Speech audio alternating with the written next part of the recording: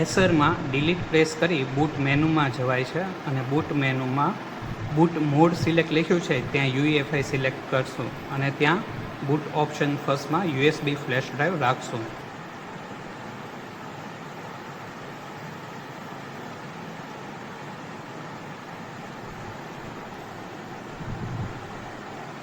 Fedora server 38નું installation ચાલુ છે.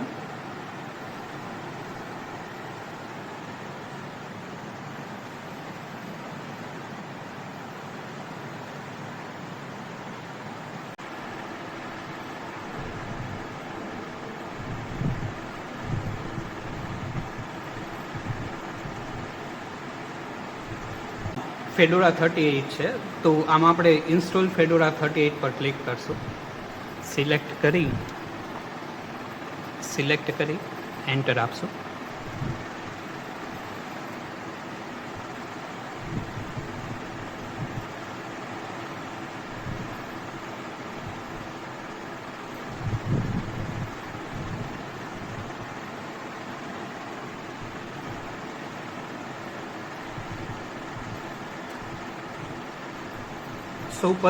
સૌ પ્રથમ લેંગ્વેજનું પૂછશે તો આપણે લેંગ્વેજ સિલેક્ટ કરી લઈએ.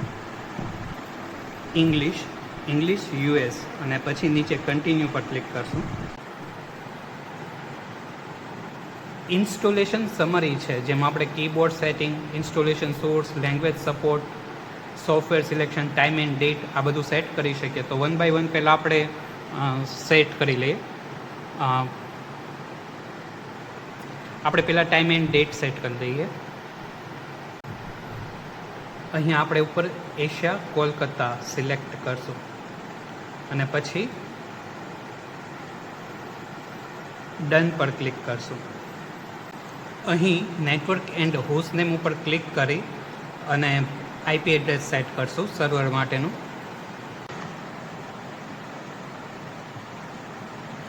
નીચે કન્ફિગર પર ક્લિક કરી આઈપી સેટ કરશું.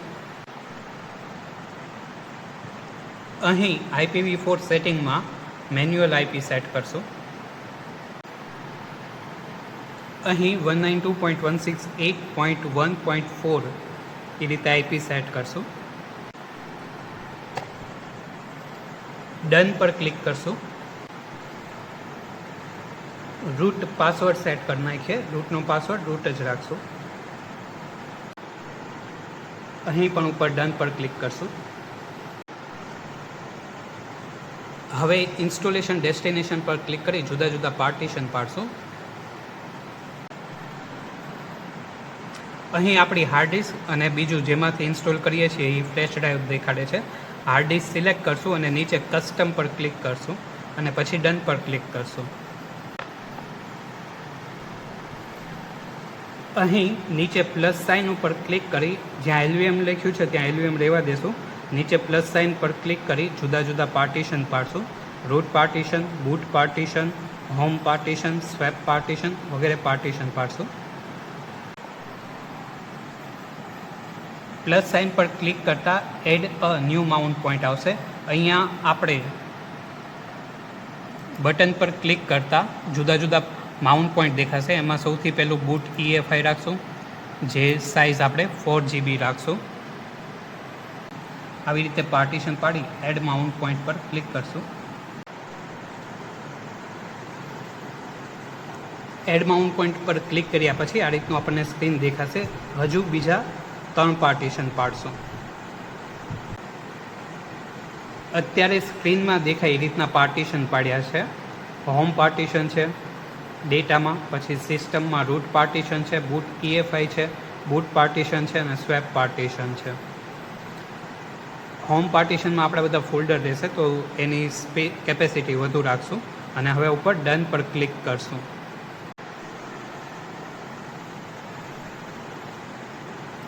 જ્યારે ઇન્સ્ટોલેશન સમરીમાં આપણને કોઈ જાતની એરર ન દેખાય, કીબોર્ડ ક્લીન છે, ઇન્સ્ટોલેશન સોર્સ, ઇન્સ્ટોલેશન ડેસ્ટિનેશન, પછી language support, software selection, network and host name, time and date, root account, user creation, કોઈ જગ્યાએ આપણને એક પણ રેડ માર્ક નથી દેખાતું તો એવું સમજશું કે સમરી ઓકે છે અને નીચે બિગિન ઇન્સ્ટોલેશન પર ક્લિક કરશું. બિગિન ઇન્સ્ટોલેશન પર ક્લિક કરતાં આ રીતનું સ્ક્રીન જોવા મળશે અને પ્રોસેસ કમ્પ્લીટ થશે. ઇન્સ્ટોલેશન પ્રોસેસ કમ્પ્લીટ થયા પછી આ રીતનું સ્ક્રીન આવશે, જેમાં આપણે નીચે રીબૂટ સિસ્ટમ પર ક્લિક કરશું.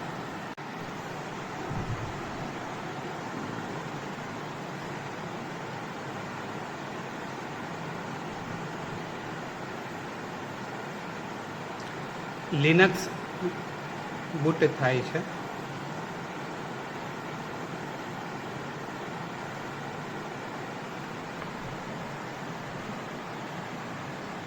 અહીં આપણું લોગિન પૂછે છે, યુઝર નેમ પાસવર્ડ. આપણે રૂટ આપેલો છે યુઝર નેમ ને પાસવર્ડ, તો એ આપી ટ્રાય કરી જોઈએ.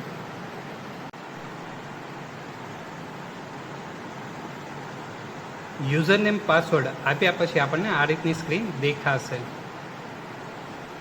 NMCLI કમાન્ડની મદદથી આપણે આઈપી એડ્રેસ જોઈ શકશું અને આનું આઈપી એડ્રેસ છે 192.168.1.4. sudo યુઝર એડથી યુઝર એડ કરશું અને sudo પાસવર્ડથી એ યુઝર માટેનો આપણે પાસવર્ડ સેટ કરીએ. Okay student, password successfully update થઈ ગયો છે. નેટવર્કમાં રહેલું બીજું કોમ્પ્યુટર, ક્લાયન્ટ કોમ્પ્યુટર, જેનું આઈપી 192.168.1.5 છે અને સર્વરનું આઈપી 192.168.1.4 છે. તો હવે આપણે આ પીસીથી GUI દ્વારા ફેડોરા સર્વરને એક્સેસ કરશું. ફેડોરા સર્વરનું આઈપી છે 192.168.1.4 અને પોર્ટ છે 9090.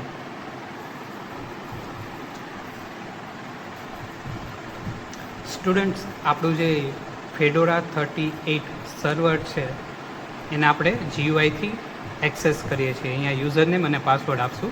યુઝર નેમ આપણે ICT1 એવું રાખ્યું હતું. યુઝર નેમ પાસવર્ડ આપીને લોગિન પર ક્લિક કરશો. યસ સ્ટુડન્ટ, આ ફેડોરા સર્વર 38નું ડેશબોર્ડ છે. અહીંથી દરેક કામ ઘણા તમે નેટવર્કિંગ માટેનું કામ કરી શકો છો. તમે બધા તમારા ઇન્ટરફેસ જોઈ શકો, આઈપી જોઈ શકો છો, નેટવર્ક્સ લોગ જોઈ શકો છો. ઓકે, એકાઉન્ટ્સ, યુઝર એકાઉન્ટ્સ જોઈ શકો છો. 3 યુઝર એકાઉન્ટ છે. IT રૂટ એકાઉન્ટ છે, IT છે, ICT છે, ICT1 છે. સર્વિસીસ જોઈ શકો છો, કઈ કઈ સર્વિસીસ છે, કઈ સર્વિસ અનેબલ છે, કઈ નથી. સ્ટોરેજ જોઈ શકાય છે. પાર્ટીશન બધા જોઈ શકાશે. લોક્સ ઓવરવ્યૂ જોઈ શકાશે. ઉપર લિમિટેડ એક્સેસ છે, તો ત્યાં પણ આપણે સિસ્ટમ. તો સ્ટુડન્ટ્સ, તમે આ બધા આવા ઘણા બધા ફીચર્સ તમે જોઈ શકો છો. ઓકે, તમે જે કમાન્ડ કરો છો તો મોટાભાગની વસ્તુ અહીંથી થઈ જશે. તમારે કોઈ એપ્લિકેશન કે એનું કામ હોય તો પણ તમારે અહીંથી થઈ જશે. સોફ્ટવેર અપડેટ ઓલમોસ્ટ બધું જ થઈ જશે. તો આ ફેડોરા 38 સર્વરનું ઇન્સ્ટોલેશન હતું.